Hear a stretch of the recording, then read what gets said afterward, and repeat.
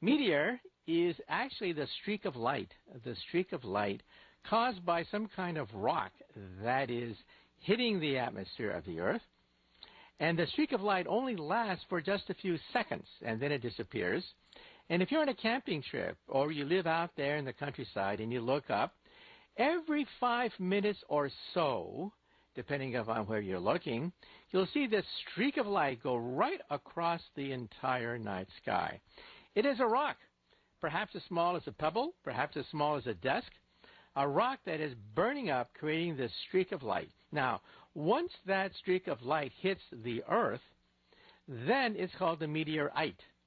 So a meteorite is the actual rock that hits the Earth.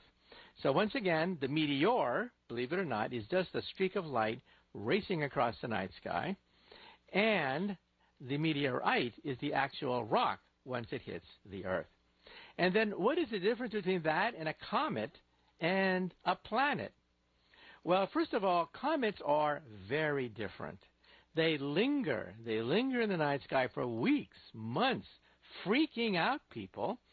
The ancients thought that comets signaled the death of the king. The most famous example of this was in 1066, the most famous year in all of British history, when William of Normandy conquers England. Well, just before the Battle of Hastings, there was a comet that sailed over the battlefield, freaked out the troops of King Harold, paving the way for the victory of William the Conqueror, who created the modern dynasty of England. Well, it turns out that comet was Halley's Comet.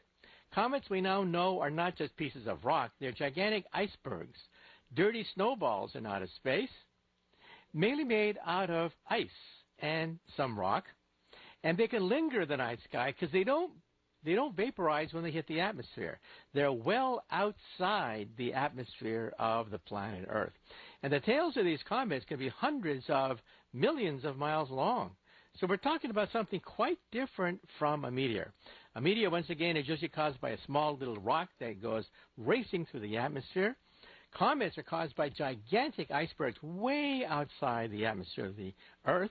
And then, next, what is an asteroid?